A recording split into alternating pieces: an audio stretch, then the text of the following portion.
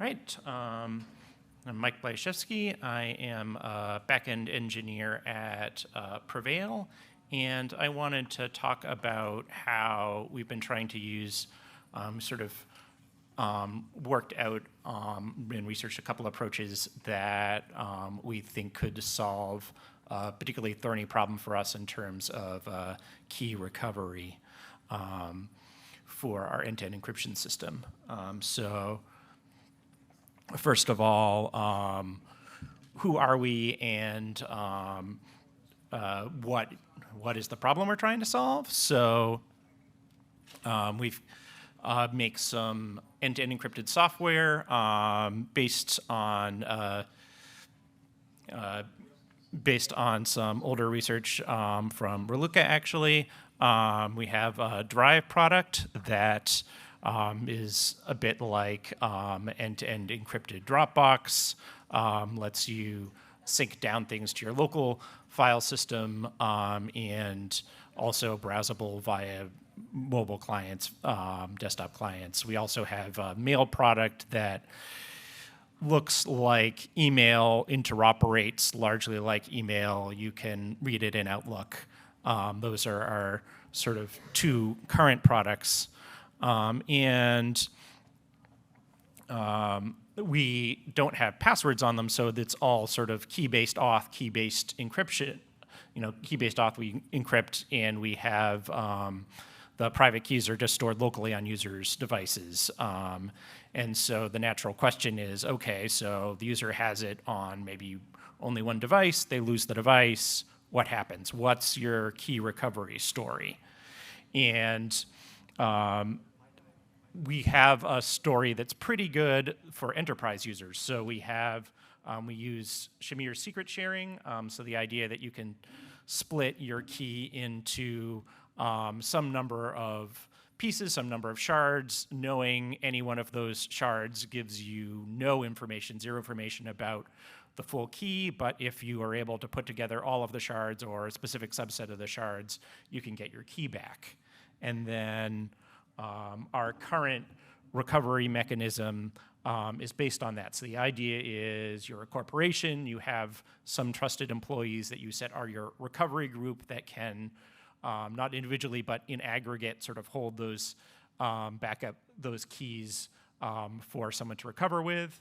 And then for each key that you're working with, for each recovery group member, you make a secure channel, sort of a Diffie-Hellman channel going through the server, and that talks to each recovery group member. You have some external channel where you're sort of verifying their identity to avoid man in the middle, and you basically retrieve a key for each one of the recovery group members, combine that together, you have your recovered key.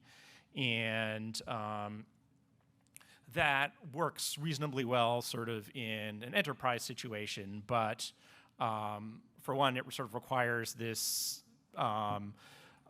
extra channel to verify identities, and it doesn't work terribly well for individuals. We don't have a lot of usage from individuals, and we're also very interested in small businesses like lawyers that have a lot of clients, or a doctor like a psychiatrist or something, who are not set up that will have this corporate structure, and so we need a different key recovery story for them.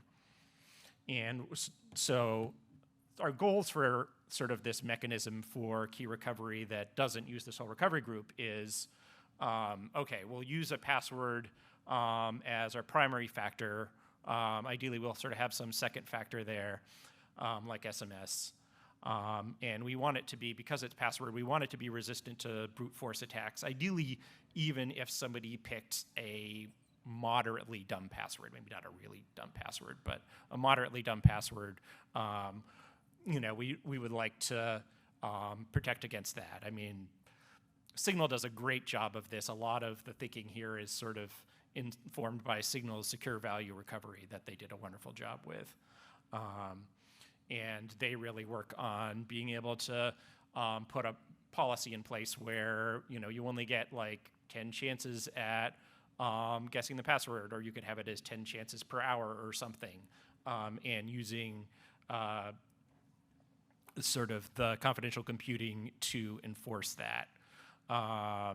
And it's important to note here our trust model. So our trust model is that, you know, the client is trusted. So the client software, anything used to build the client software, we have to trust. So our CI system and the code signing key that we have, that is, you know, in an HSM that our lead client dev has, like, we trust that. What we don't trust in our system is our operations infrastructure. We don't trust the DevOps team. I mean, they're nice enough people, but as a matter of policy, we don't trust the DevOps team. We don't trust anything in our cloud, which happens to be AWS, that is, you know, all outside of our trust base. So we want our solution to continue to do that. Also added in there, we would like to maybe have the option of doing cross-cloud sharding, so that we're not even trusting any one cloud provider or maybe any one CPU manufacturer. So we can have both sort of additional security there, where any one cloud only has a shard of the full key to recover.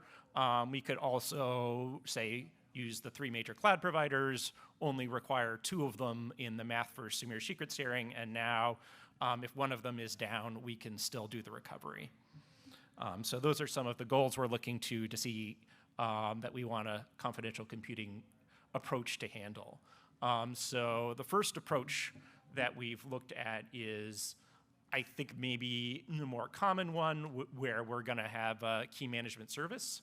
So this is like a AWS KMS service, or you know, Google has something similar, where when you initially set things up, a key is added to the KMS by DevOps, and when your application launches, here, when I wrote this, I was very much thinking about something like AMD SAV or TDX. Now that I know more about Gray-mean, I'm actually kind of excited about maybe that might be the way to go. So let's say your application, that when your application launches, it's going to attest to the KMS, and then the cloud provider has abilities in the KMS to sort of read that attestation, return back a key, and that's the key we use to sort of encrypt our encrypted storage, where encrypted storage is, it stores the user key, it stores a password hash,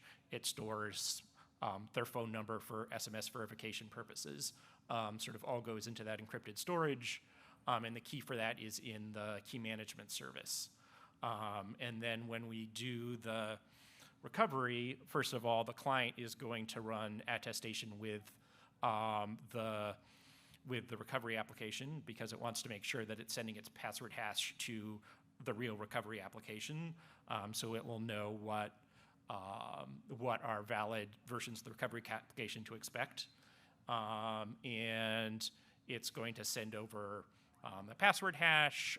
It's going to send over the code that it got through SMS, and the application is going to grab the password out of the encrypted storage, decrypt it, send it back to that user for recovery. So that is one approach to it, but we're not totally happy with that, because now we have this key management service that we're having to trust DevOps again. And you know, DevOps could just pull the key right out of that, or change the rules for how to access it so that so that they could use it. And we would like to sort of only rely on things for the client build or for our code signing key.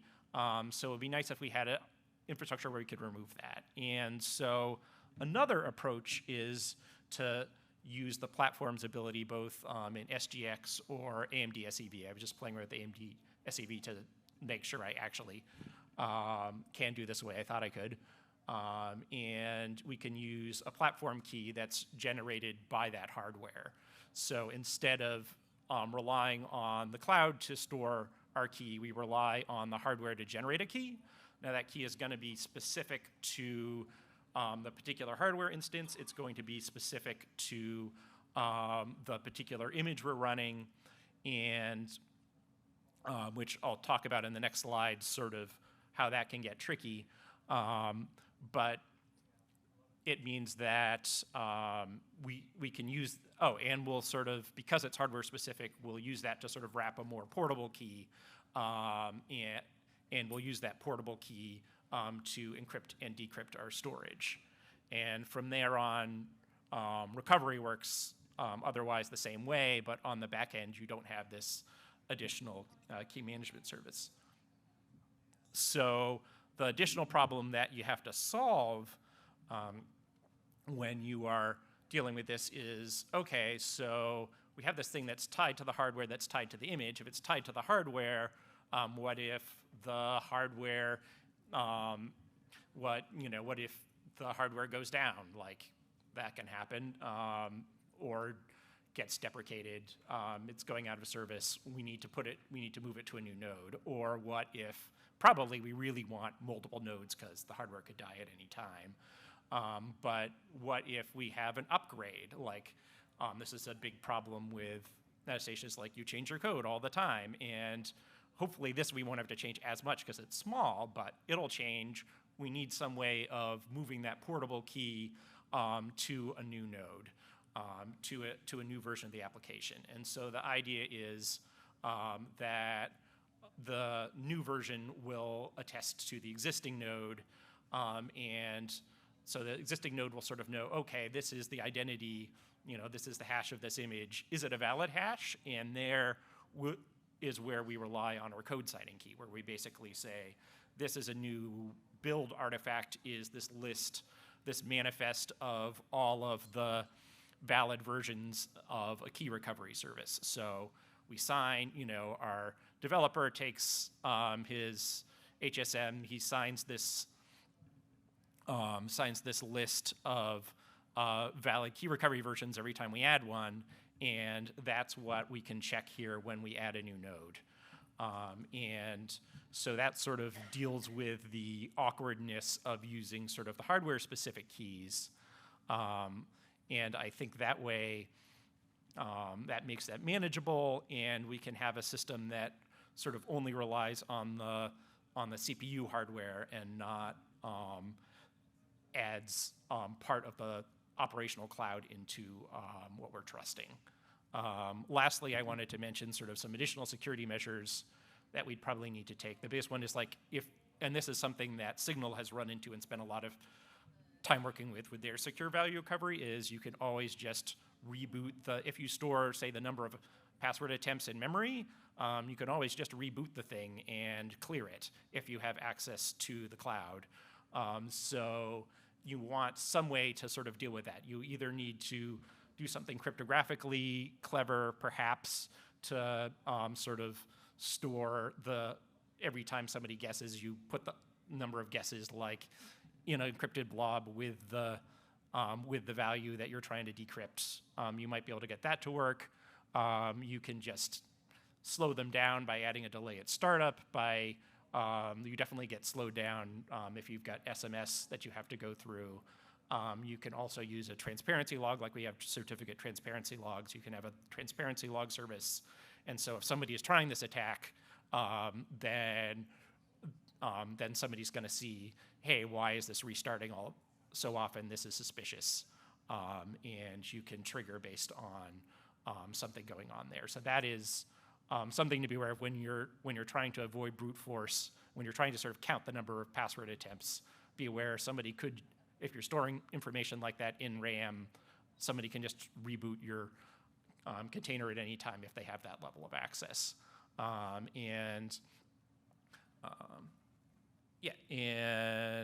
Right, and the other thing was, and I think this is actually a good reason to sort of consider SGX again, is like, if you have that sort of larger trusted computing base of a VM, you're more, 15 seconds. you're more exposed to supply-side attacks, so you want to limit your network access as much as possible so that those malicious components will have a harder time exfiltrating. All right. I think that covers it. No time for questions, it looks like, but thanks for coming.